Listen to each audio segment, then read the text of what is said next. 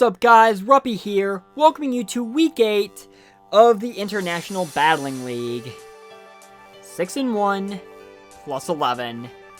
That is where my Columbus Swoo and I currently sit, and I am certainly grateful that things have been going well so far.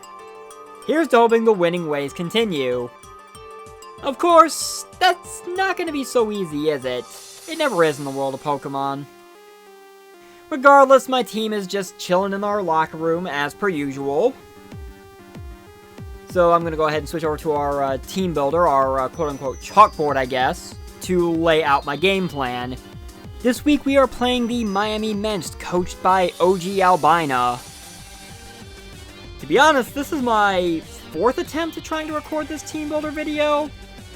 I have been having a bizarre litany of issues every time I've been trying to record this. Here's to hoping it stops, because I thought I was done with a lot of this nonsense.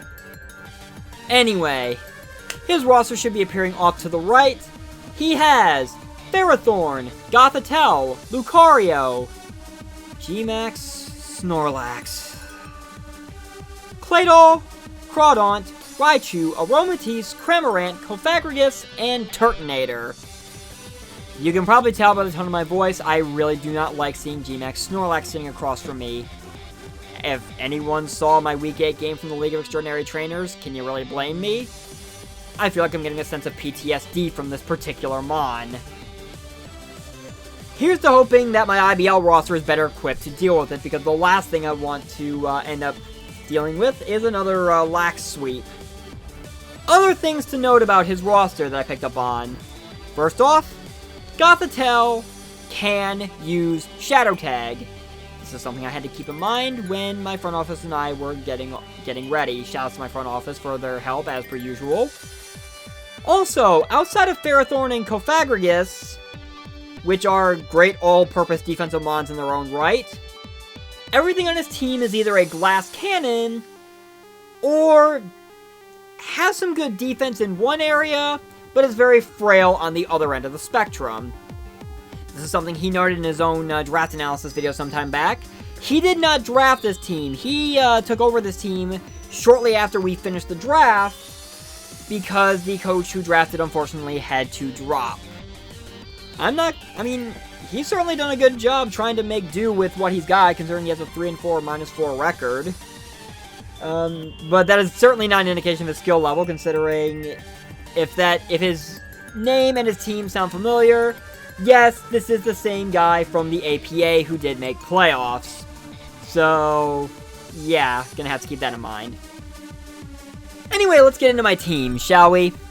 So, leading off is the alternate version of Cofagrigus, that being its twin brother, Runerigus. My cursed design is back. This thing has two main purposes this game. Number one, setting toxic spikes, because he has no poison type, so while he does have some things that cannot be toxic, or at least take T-spikes, like Claydol, I am in a pretty good position to honestly just throw T-spikes around and try to wear down his team that way.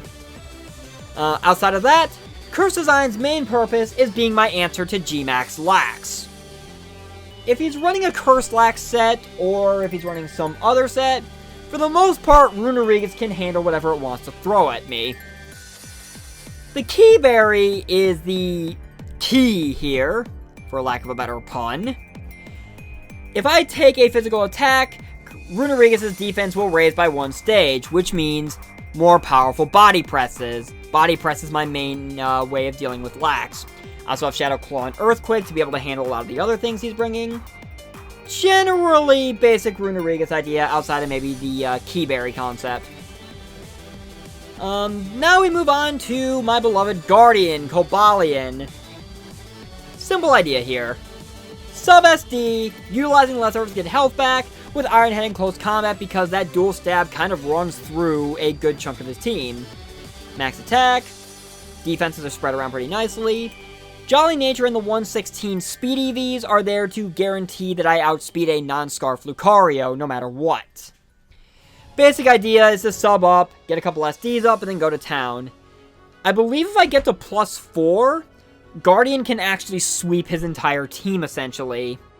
this is my other way of dealing with Lax, because you tell me if Snorlax really wants us to stand across the field from a Cobalion, max or not.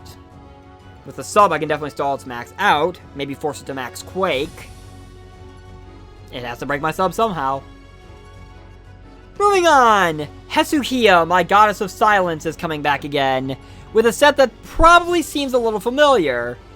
The spread and the AV is an idea I definitely have run the previous week, and it works quite well here as well. Psychic, Dazzling Gleam, Mystical Fire, and Shadow Ball pretty much cover everything I would need them to cover. Basic stuff there.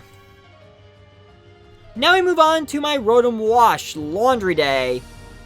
Anyone who probably saw my good friend Howler and his Week 6 game against the Miami Mence might recognize this set idea. It's basically the same thing. I'm kind of borrowing it from him. Defog, Volt Switch, and Pain Split allow me to get rid of hazards, pivot around, obviously be able to get more HP back with Pain Split if need be.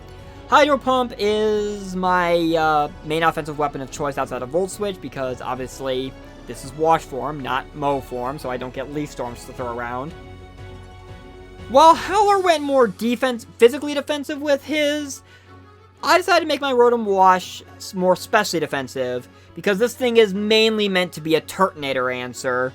Not to mention it allows me to take hits from Goth much easier, especially if he's running a spec set with, say, Energy Ball. So that allows me to be able to take hits from that easier and be able to pivot out. Moving on, we have Aram the Serena.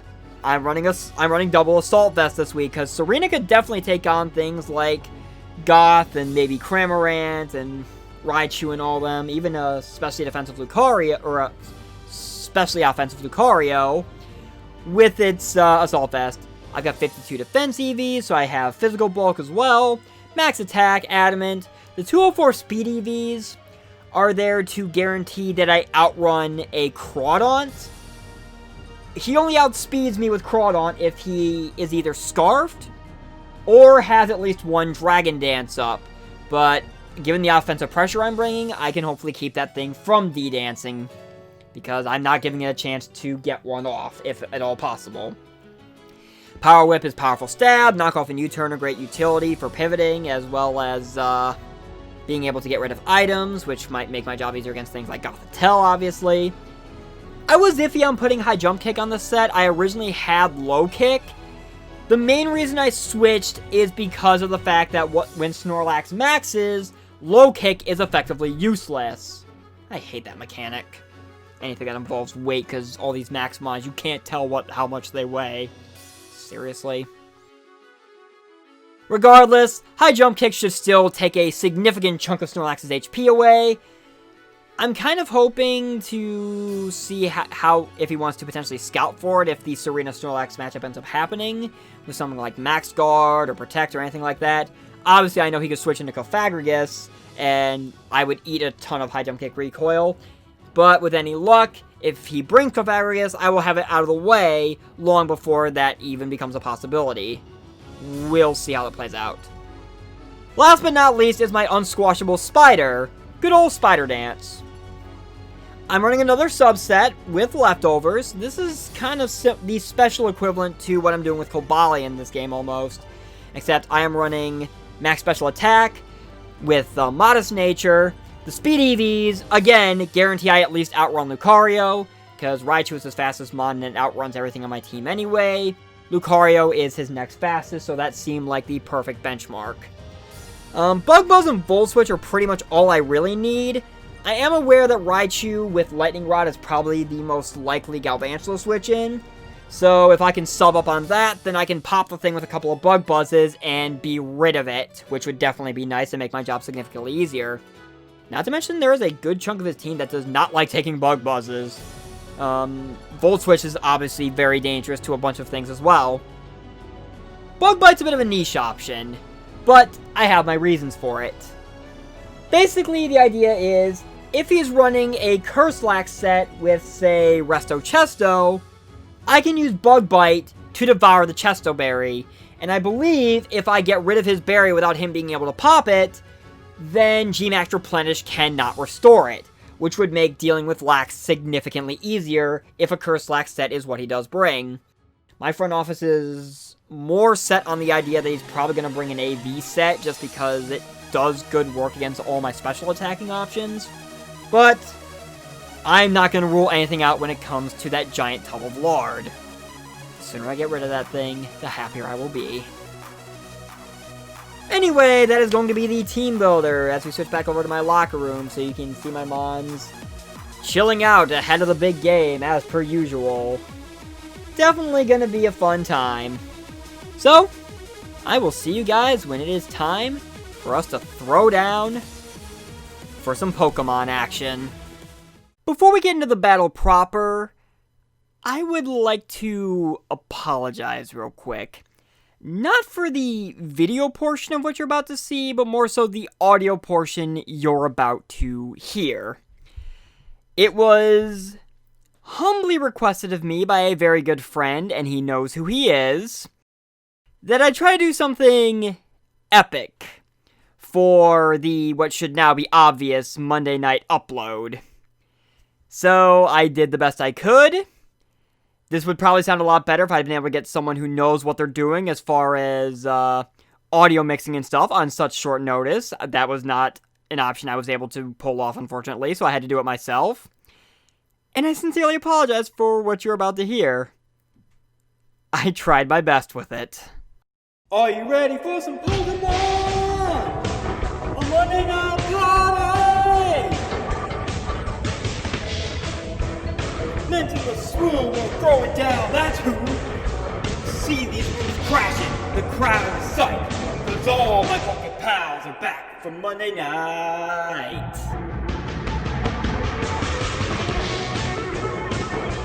Prime time, it's prime time, yes it's prime time tonight. Hello guys, it's battle time, and if the little song I did shortly before the one I just sang wasn't a dead giveaway, or the title in the upper left hand corner if you can see it in the battle window there.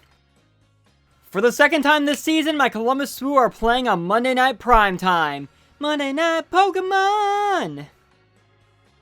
This will be my last time being a Monday night game, however, because we do have a rule in the league where you can only have a maximum of 2 Monday night games per team in order to be fair to everyone else. With that said, we are going to hit the A button, we're going to get started here, and we're going to see what we are dealing with as far as the Miami Mence are concerned. He brought Lucario, G-Max Lax, ugh. Gothitelle,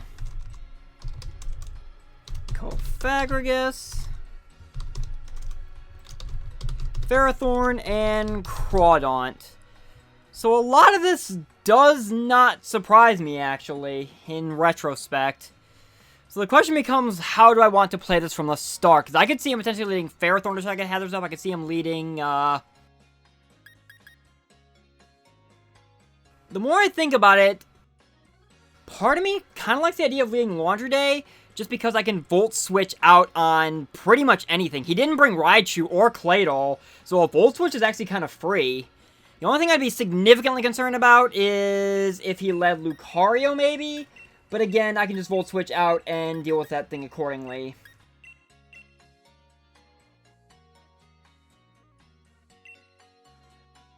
Alright, so we are locked in.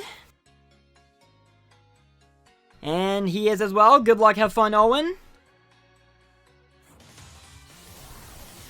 And let's see how we are going to kick things off here on Monday night. So I am leading with my washing machine. He is leading with Cofagrigus. Now, I'm not going to be seeing them on my end of things, but he usually has texture edits for his stuff, which is always nice. So, I got a couple things I can do. I can easily Volt Switch out. I could also just Hydro Pump, see what he wants to do. I want to Volt Switch out. What would I likely go into? Hesukia seems like an interesting option, just because I could potentially I mean, this thing was mainly here for Turtonator, which did not show up. I'm gonna Hydro Pump and see what he wants to do. Let's see what this Cofagrigus is looking to do. He's just gonna straight withdraw into Ferrothorn. To some degree, that does not surprise me.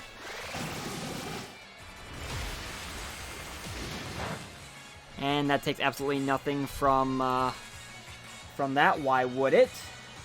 I'm just going to Volt Switch out of here. I know I'll be able to get a Volt Switch off on this thing. And that then allows me to go into whatever and see what he wants to do. I wouldn't be surprised to see a Leech Seed.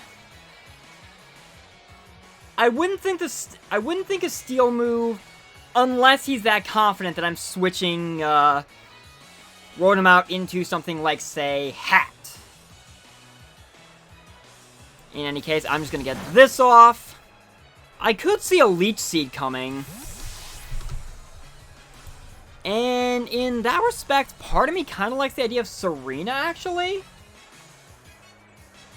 Just because I can knock off, get rid of whatever item this thing is holding. I can... Yeah, I'm going to go into Arrow and see what he wants to do here. If he Leech Seeds, then I caught that. He might just want to set Hazards up. He is just going to set Rocks up. Which is fine, fair enough. So... I could High Jump Kick. Honestly, I didn't see Leftovers. So he could be Rocky Helmet, which would not surprise me. And if that's the case, I'm going to knock off. Because I would rather not have it. Or he could switch. Right into Cofagrigus. Okay, that works for me. Just in case I was going for the fighting move. There is no, Cobra Berry there. I do lose Queenly Majesty, but that's fine. That gets rid of his Leftovers. So Cofagrigus is in now. It is minus its Leftovers.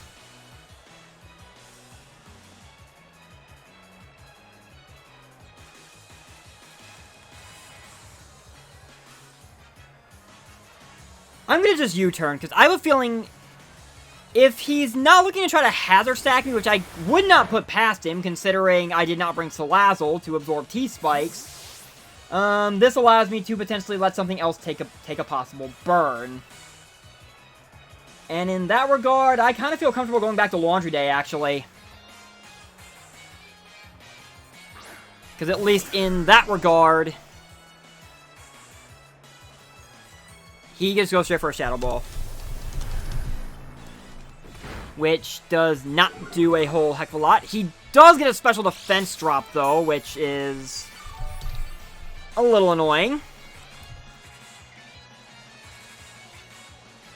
That's fine, though. I'm just going to defog these rocks away. He may switch back into Ferrothorn. I think that's what he's doing. Yep, that's exactly what he's doing. So we're going to play this little back and forth now. I'm going to defog these rocks away.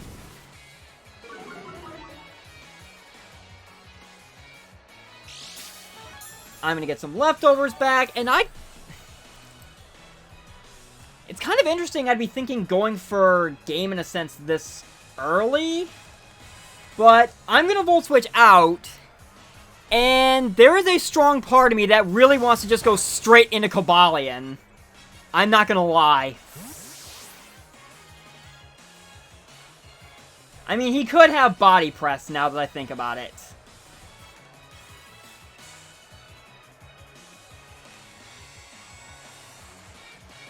I'm gonna go into Guardian. I want to see what he wants to do here. If he does have Body Press, that's fine. He just goes straight Iron Head. Okay, I will take that.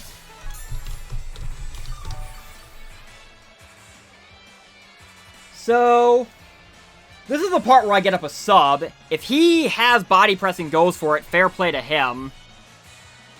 And I want to say that's exactly what he did. Yep, that is indeed what he did. So, that is a smart call on his part, actually. So, Close combat from this range would do about 54 to 60. I really do not feel comfortable with that range. I'm not gonna lie, I don't feel comfortable with that. So I think I'm just gonna go into Aram then. Testing the waters to see what he's capable of, what he's got planned. I wouldn't be surprised to see another body slam, honestly. Or body press. Yep, that's what he does. But Aram's gonna take that.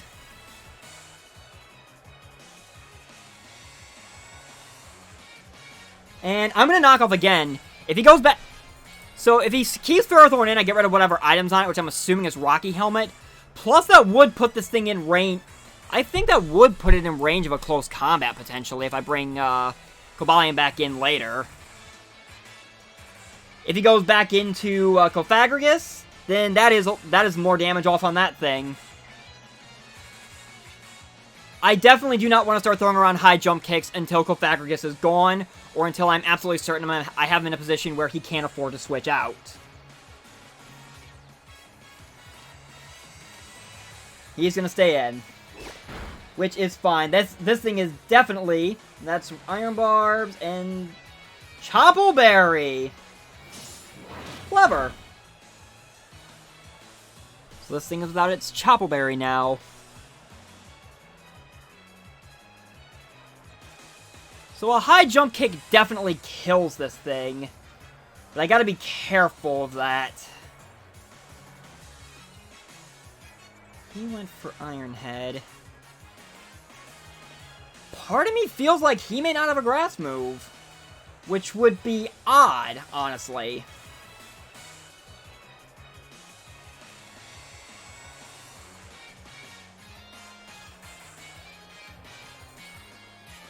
To hell with it.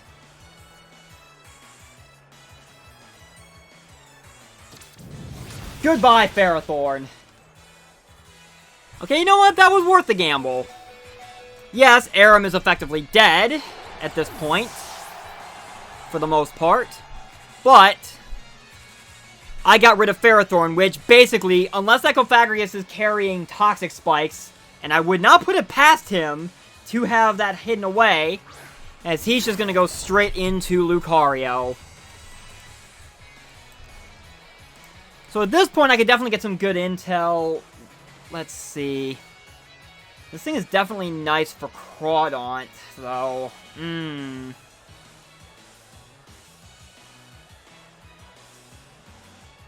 going to go to Laundry Day.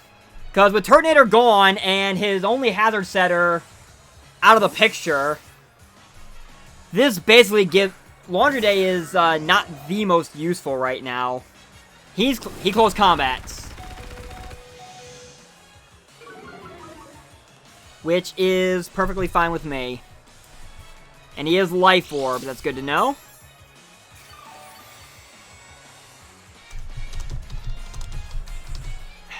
So... I'm gonna Pain Split just in case, but I actually have no problem with this. Because that's Life Orb chip on him.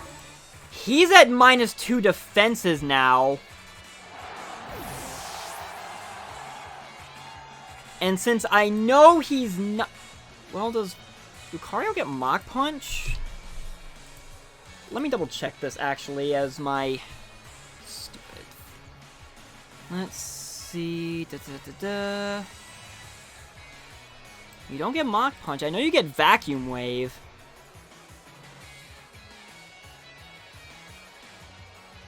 I'm gonna go into Guardian.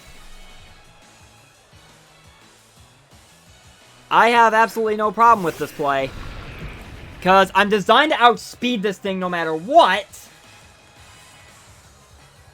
At -2, I definitely kill with a fighting move. I'm going to sub, predicting him to switch, because he would definitely want to preserve this thing, especially for Hatterene.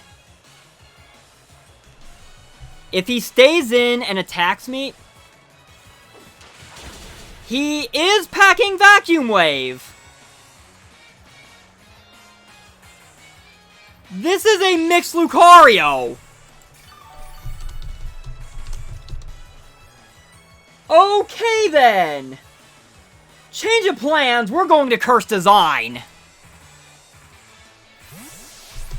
That is interesting to me. That he is running this... That is quite interesting. I feel, if anything, now he switches.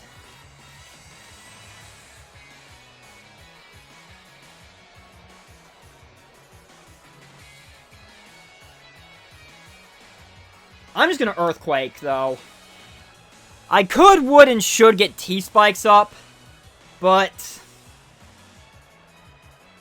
if he does want to stay in for whatever reason... No, he does not.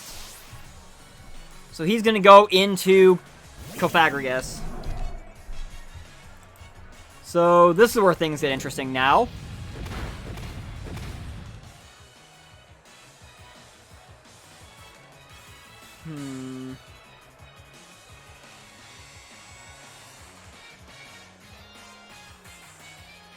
I could definitely kill this thing with a well, would I from this range, actually?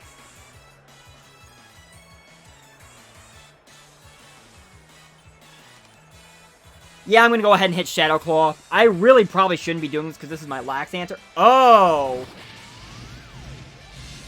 That's the game we're playing. I see. So this thing definitely survives the Shadow Claw now. Well then. That kind of sucks, actually.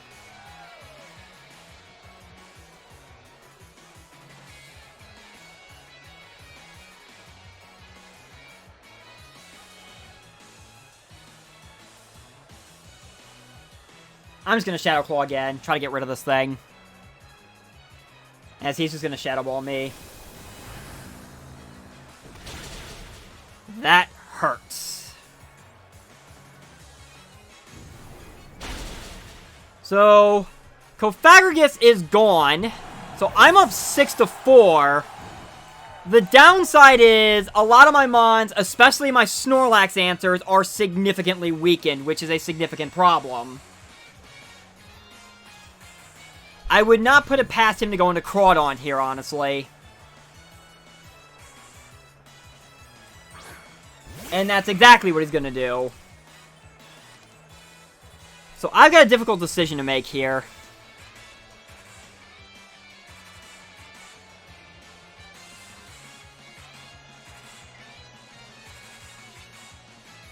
I'm going to Body Press just because I want him to know that this thing is still taking...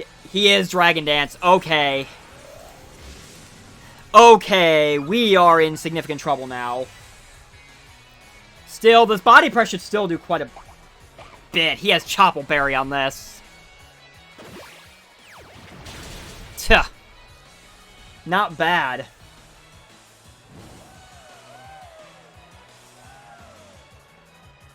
So I'm not going to be getting my T-Spikes up, but I'm going to keep clicking Body Press because I want him to know that I'm not letting him get these D-Dances necessarily for free, even if I'm burned.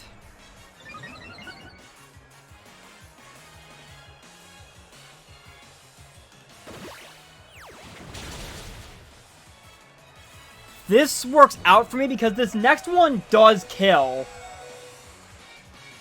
If he does not attack me, if he wants to keep trying to D-Dance on me, this next one is going to kill.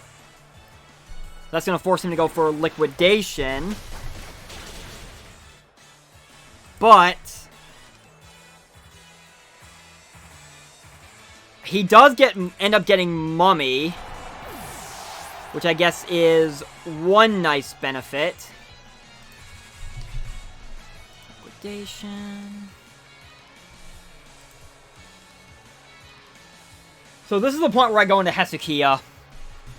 I really didn't want to max this early because Snorlax kind of sort of walls this. But it is the only immediate answer I have to this thing. Crawdon will definitely die. He switches out to Lucario. Nope, he's just going to let Crawdon die, probably in exchange for trying to get a huge hit off on me. I'm assuming with knockoff. Which is fine. I kind of let myself get walked into this trap, and I still have a ton of significantly weakened Mons, but he's going to knock off. That does not even do half. I do lose my Assault Vest, but I do kill Crawdon with this Smite, which is nice. So, that crit is irrelevant. Let's be honest. Unless it was Sashed and at full health, in what universe is Crawdon living a G-Max Smite from this thing? So the question now is, what does he go into? And part of me would assume probably Lucario. No, he is going to go into Goth, which is really interesting to me. So I know I do not kill with a Max Phantasm, but what would he really want to do to me here? He's going to Calm Mind. Okay, so this is not a spec set. Not as bad as the Cosmic Power set that is effectively useless against me. This Phantasm should still do a good amount, though. You've got some Spadef investment in you. I'm just going to click Max Phantasm again. If you want to set up another Calm Mind, he can be my guest. Yep, that's exactly what he's going to do. This Phantasm should still do a lot, though.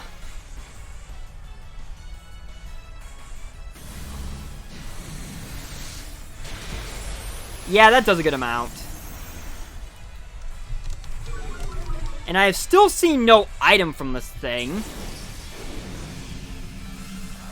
So I'm not max anymore. He definitely kills me with anything.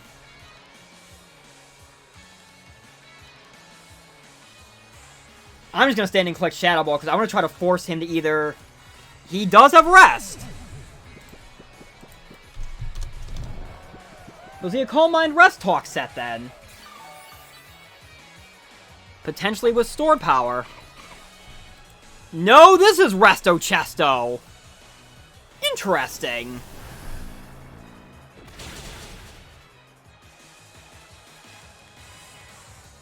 I'm just going to keep spamming Shadow Ball, honestly. Just to try... If he he's going to keep Calm Minding.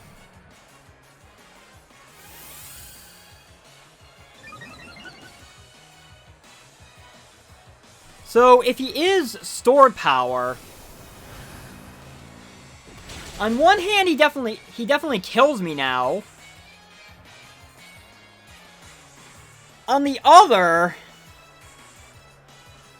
with the defense drops, I would definitely kill this thing with Cobalion. We're going back to Rest shenanigans. Interesting.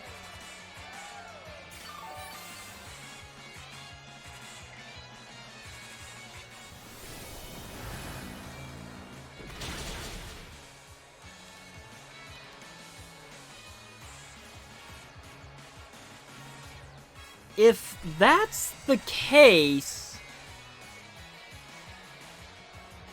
I'm gonna go into...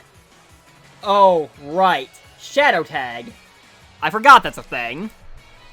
Duh.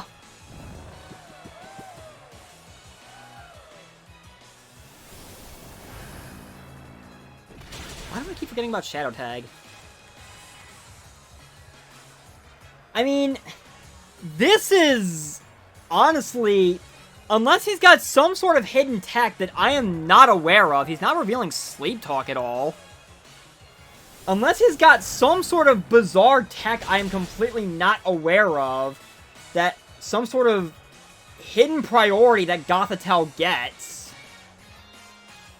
he can get to +6 all he wants. Cobalion still kills this thing because of the defense drops. So this is honestly more a waste of time than anything else, if you ask me. Because I'm just going to keep clicking Shadow Ball. I mean, maybe I get some Spadef drops. There's always the possibility of a crit.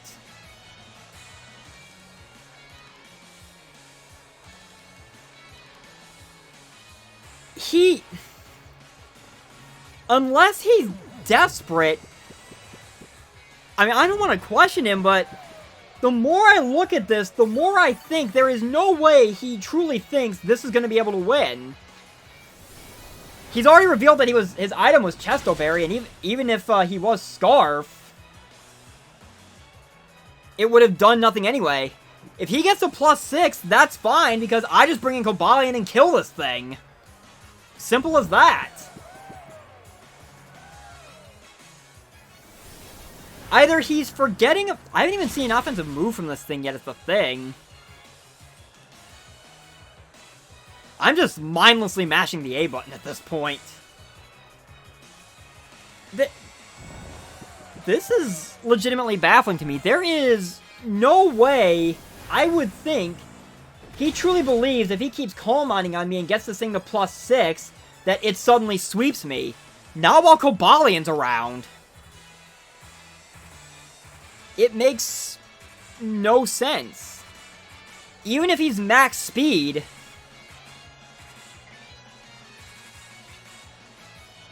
As he goes ahead and gets the +5. Let me double check this quick, just be on the safe side. Yeah, even if he's max speed, he would have to be timid to guarantee outspeed even my Serena. And Serena has a much lower speed than Cobalion, so Cobalion comes in and straight up smashes this thing in virtually every conceivable scenario. As now he gets to +6. So now he's there. I wouldn't be surprised if he does in fact rest again. It would not surprise me at all.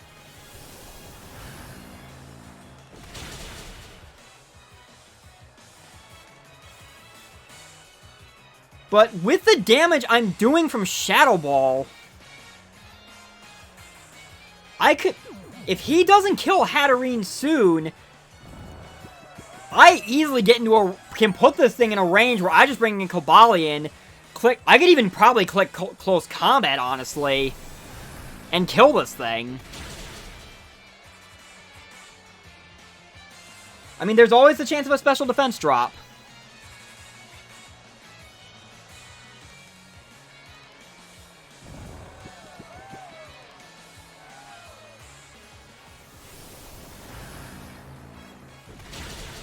So this is the part of the video where I'm going to apologize because this is actually happening.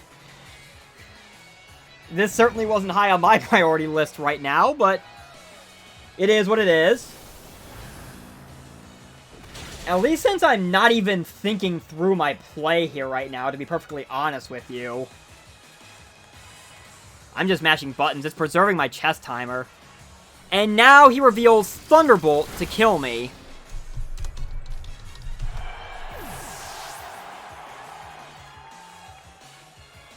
So...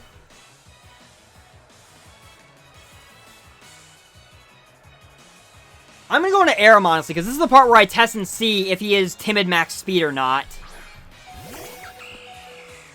Because with -2 defense, in every scenario, I kill with just about anything. Well, not high jump kick, but... I'm going to U-turn, honestly, just in case he goes into Lucario. Nope, he is not max speed, so this U-turn will kill. Which I am certainly all for. Goodbye, Gothitelle. I was going to say, there's no way he could have assumed. I'm going into Spider Dance now. Probably risky play, because he could just bring in Lucario. But then again, I just Volt Switch out in that case. Do a good amount of damage to him. Nope. He is going into Lax.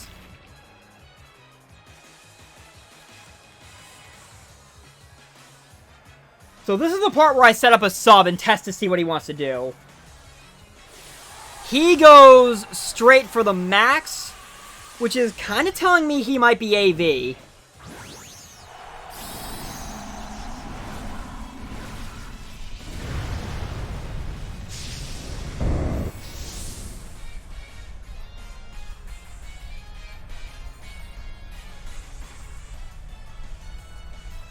So let's see how this plays out.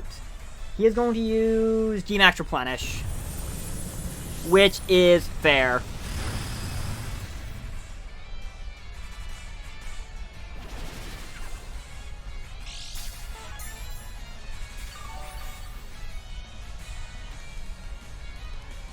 So at this point, I'm going to Volt Switch out on this thing. Here's my plan. Because yeah, I'm almost positive this should work. This should be able to net me the game if I play this correctly. I'm gonna sack Aram here to whatever he wants to do,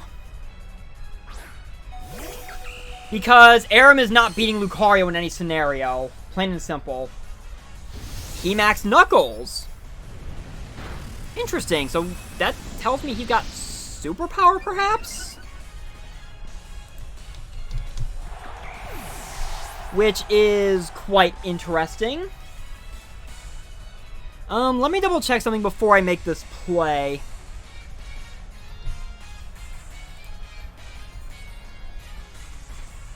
So, at 47 HP, I'm at 27%.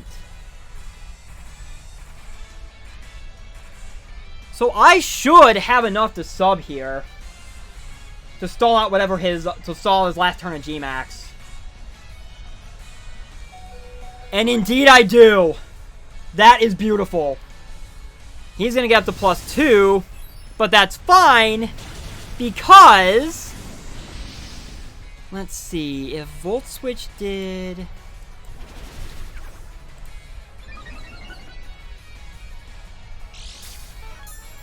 So at this point, with his G-Max burned, I can close combat here, and depending on what kind of set he is, this is either a guaranteed OHKO or roughly a 50-50 shot. It does not kill. But as he just goes for Facade. That I'm kind of fine with.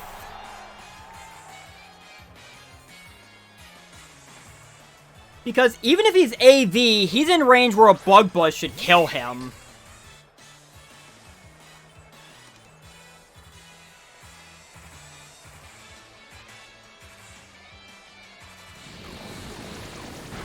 And that is the case. So, this basically boils down to Galvantula versus Lucario.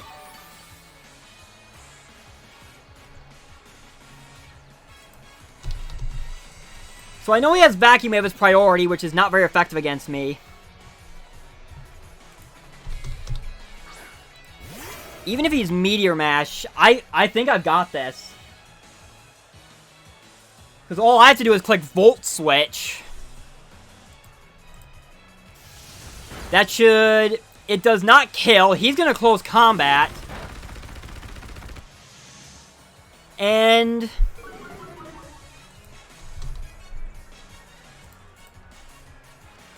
he dies to Life Orb. Spider Dance remains unkilled and saves the day. Holy hell! So, how was that for a Monday night game? Because I dare say that was worthy of a Monday night performance. Holy hell. Can we give Galvantula the MVP award now, please? In all seriousness, though, that was a hell of a game, Owen. Great game all the way through. Holy shit, that one came down to the wire. That was, wow.